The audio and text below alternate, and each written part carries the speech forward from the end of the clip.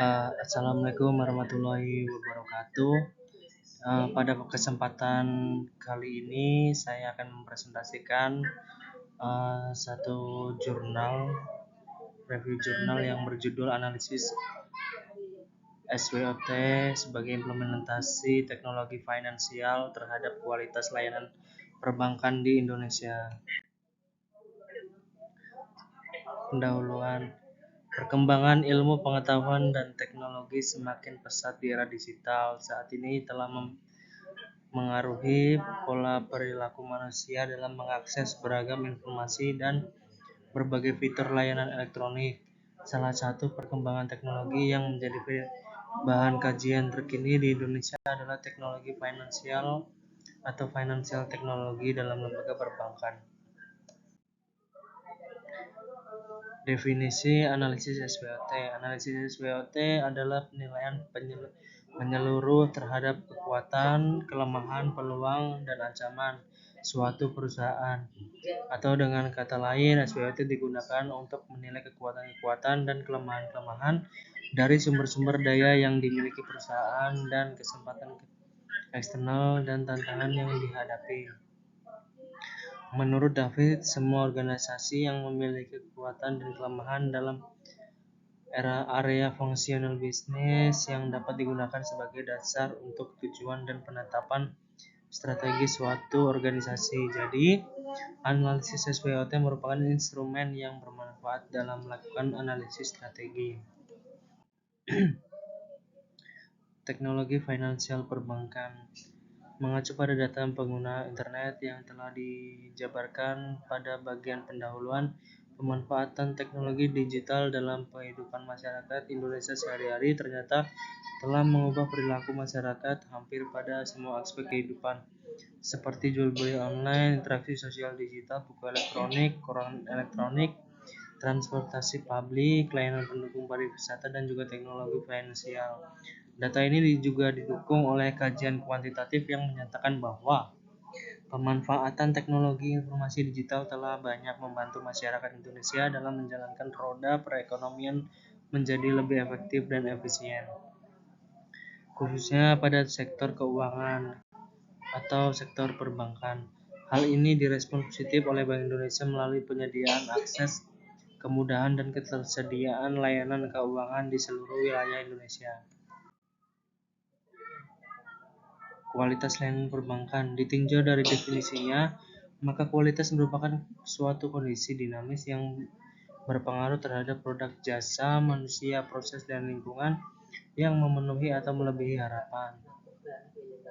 Sedangkan definisi layanan menurut Kotler yaitu setiap tindakan atau kegiatan yang dapat ditawarkan oleh suatu pihak kepada pihak lain yang pada dasarnya tidak berwujud dan tidak mengakibatkan kepemilikan apapun. Sehingga jika kita berbicara mengenai kualitas layanan, maka istilah tersebut dapat didefinisikan sebagai upaya pemenuhan kebutuhan dan keinginan konsumen serta ketetapan penyampaian dalam mengimbangi harapan konsumen. Kajian mengenai kualitas layanan perbankan dapat diketahui dengan cara membandingkan persepsi nasabah terhadap layanan yang mereka terima disesuaikan dengan standar kualitas layanan perbankan yang dimaksud kepada nasabahnya. Hal ini berarti bila layanan perbankan yang diterima atau yang dirasakan oleh nasabah sesuai dengan apa yang diharapkan, maka kualitas layanan tersebut dipersepsikan baik atau berkualitas tinggi. Sebaliknya, apabila tingkat layanan yang diterima oleh nasabah lebih rendah daripada yang diharapkan, maka kualitas layanan perbankan dipersepsikan buruk atau berkualitas rendah. Metode penelitian yang digunakan dalam penulisan artikel ini adalah deskriptif kualitatif. Adapun penelitian deskriptif kualitatif ditunjukkan untuk mengumpulkan informasi secara aktual dan terperinci, mengidentifikasi masalah, membuat perbandingan atau evaluasi, dan menentukan apa yang dilakukan oleh orang lain dalam menghadapi masalah yang sama dan belajar dari pengalaman mereka untuk menetapkan rencana dan keputusan di waktu mendatang. Dengan demikian, penelitian deskriptif kualitatif hanyalah menguraikan tanggapan terhadap situasi peristiwa sehingga tidak menjelaskan hubungan kausalitas maupun melakukan uji hipotesis.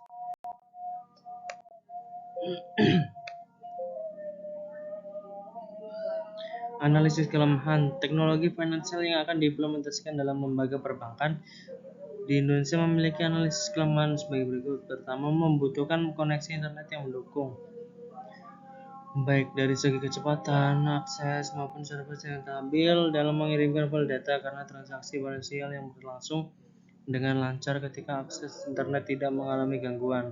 Kedua, timbulnya aksi kejahatan online seperti penyadapan, pembobolan, dan cybercrime dalam transaksi finansial perbankan, membuat masyarakat menjadi ragu untuk melakukan transaksi online sehingga membuat mereka tetap berharap adanya kantor cabang lembaga perbankan hadir di daerah mereka. Ketiga, tidak semua penyedia jasa layanan teknologi finansial yang memiliki lisensi untuk menjalin kerjasama dengan lembaga perbankan atau melakukan transaksi finansial secara tersistem dan legal, sehingga dimungkinkan terjadi praktik penyalahgunaan wewenang atau penyimpangan transaksional yang justru merugikan lembaga perbankan itu sendiri. Keempat, pengetahuan masyarakat akan teknologi finansial yang relatif rendah memungkinkan mereka tidak dapat memaksimalkan dalam mengakses layanan perbankan, sehingga pemerintah, dalam hal ini OJK dan Bank Indonesia, berkolaborasi dengan lembaga perbankan dan penyedia jasa teknologi finansial perlu melakukan sosialisasi penggunaan teknologi finansial tersebut. Analisis ancaman teknologi finansial akan diimplementasikan dalam lembaga perbankan di Indonesia memiliki analisis ancaman sebagai berikut. Pertama, penggunaan teknologi yang semakin canggih oleh penyedia jasa teknologi finansial namun tanpa disertai dengan peningkatan kualitas sumber daya manusia perbankan, menjadikan ketimpangan dalam melayani masyarakat pengguna layanan perbankan tersebut. Kedua, adanya tren globalisasi dan keterbukaan dalam melakukan transaksi lintas negara, memungkinkan penyedia jasa layanan teknologi finansial semakin beragam dan menimbulkan kompetisi dalam menarik minat masyarakat untuk menggunakan jasa layanan perbankan. Ketiga, situasi politik yang kurang kondusif dan kecenderungan terjadinya inflasi yang relatif tinggi di Indonesia menyebabkan lembaga perbankan harus berlebih berhati-hati dalam menyalurkan pinjaman kepada masyarakat, sehingga akan berdampak pada rumitnya birokrasi perbankan dan biaya administrasi yang dibebankan kepada masyarakat sebagai jaminan yang semakin tinggi. Baik, mungkin cukup itu saja presentasi dari saya. Jika ada kesalahan, saya meminta mohon maaf yang sebesar-besarnya, kurang lebihnya mohon maaf. Jika ada yang ingin dipertanyakan, silakan diketik di kolom komentar.